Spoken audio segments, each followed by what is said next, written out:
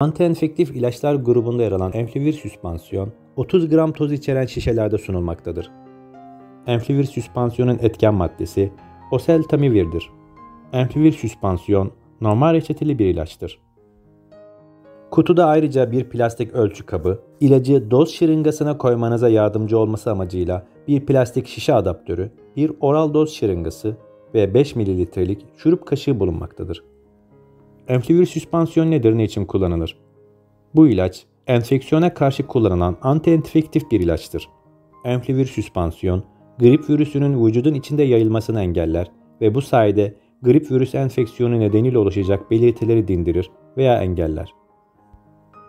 Enflivir, influenza'yı tedavi etmek için reçete edilmiştir.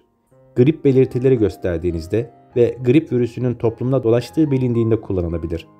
Enflivir süspansiyon, gribi önlemek amacıyla ve grip olan biriyle temasta bulunduysanız kullanılabilir. Enflivir istisnai durumlarda önleyici tedavi olarak da reçete edilir. Örneğin mevsimsel grip aşısı yeterli korumayı sağlayamadığında ve küresel grip salgını varsa enflivir kullanılabilir. Enflivir süspansiyon nasıl kullanılır? Doktorunuz bu ilacı size nasıl reçete ettiyse o şekilde kullanmanız gerekmektedir. Enflivir size reçete edildikten sonra en kısa sürede ilacı kullanmaya başlamalısınız. Bu, grip virüsünün vücudunuzda yayılmasını yavaşlatmaya yardımcı olacaktır. Çocuklarda grip tedavisi için uygulanan enflivir dozu, çocuğun vücut ağırlığıyla orantılıdır. 15 kilogramdan hafif olan çocuklarda günde 2 kere 30 mg, 15 kilogram ile 23 kilogram arası olanlarda günde 2 kere 45 mg, 23 kilogram ile 40 kilogram arası olanlarda günde 2 kere 60 mg kullanılır. 40 kilogramdan ağır olanlarda ise günde 2 kere 75 mg alınır. Enflivir grip salgını sırasında 1 yaşından küçük bebeklerde gribi tedavi etmek veya önlemek amacıyla sadece geçici süreyle bir doktor önerisi veya bir doktorun gözetiminde kullanılır. Enflivir aç veya tok karnına kullanılabilir. İlacın yiyeceklerle birlikte alınması, mide bulantısı ve kusma olasılığını azaltmak amacıyla tavsiye edilmektedir.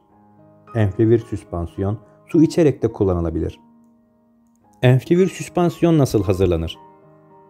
İlk önce ağzı kapalı şişeye tozlar serbest hale gelinceye kadar birkaç kez hafifçe vurunuz.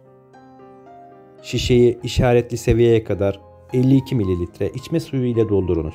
Şişenin ağzını kapatarak şişeyi 15 saniye boyunca iyice çalkalayınız.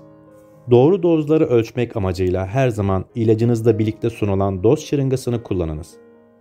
Şişeyi her kullanımdan önce mutlaka iyice çalkalamalısınız. İlacı kullandıktan sonra doz şırıngasını akan musluk suyunda yıkayınız.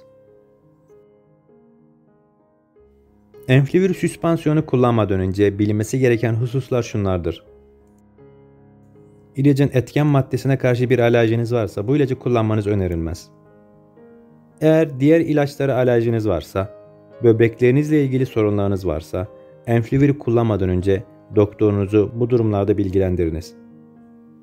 Enflivir süspansiyon, yüksek ateşi tedavi etmek için uygun ateş düşürücü ilaçlar ile birlikte kullanılabilir.